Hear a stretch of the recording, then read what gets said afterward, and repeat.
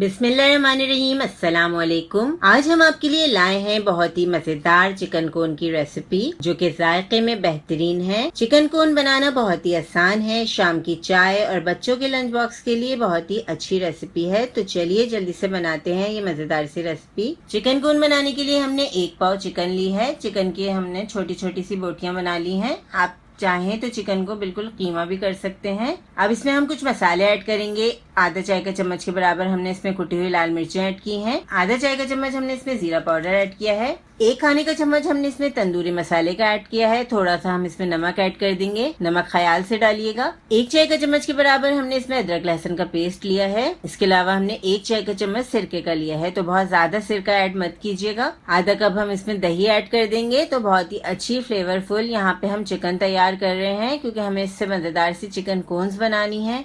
तो बहुत अच्छी तरह से हम इसकी मिक्सिंग कर लेंगे। तमाम इंग्रेडिएंट्स को हमें मिक्स करना है। यहाँ पे मेरी बेटी आ गई थी। मेरी बेटी ने कहा, मम्मा आज मैं आपके साथ हेल्प कराऊंगी और मजेदार सी चिकन कोन्स तैयार करूंगी। अच्छी तरह हमने तमाम चीजों को मिक्स कर लिया है। अब हम चलते हैं नेक्स्ट स्टेप की तरफ। अब चिकन हमारी मैरिनेट हो गई। 2 घंटे तक हमने इसको फ्रिज में रख दिया था। 2 घंटे के लिए हमने चिकन को मैरिनेट कर लिया था। अब थोड़े से ऑयल में हम ये मजेदार सी चिकन फ्राई कर लेंगे। बहुत ही जल्दी ये बन जाएगी क्योंकि अच्छी तरह मैरिनेट हो चुकी है। तो चिकन को हमने बिल्कुल ड्राई कर लिया है।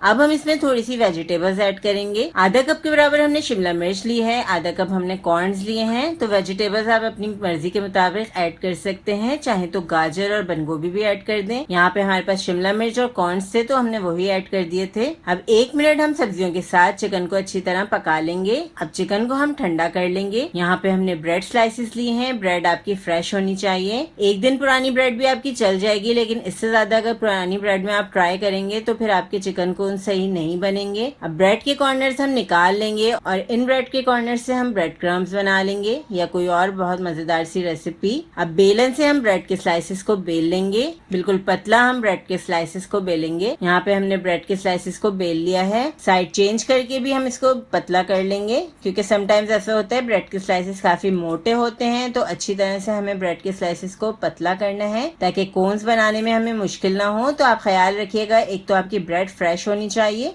अब हम ब्रेड के स्लाइसेस को कोन की शेप दे देंगे। तो देखें, जिस तरह से हमने किया है इसी तरीके से आप भी कीजिएगा। अब पानी ले लिया हमने, थोड़ा थोड़ा पानी लगाकर हम कोन्स को बंद कर लेंगे ताकि इसमें हम जब चिकन का मिक्सचर डालें तो वो बाहर नहीं निकले। अब हम इसमें चिकन की फिलिंग कर देंगे। आप फिलिंग में अपनी पसंद के मुताबिक सब्जियां ऐड कर सकते हैं।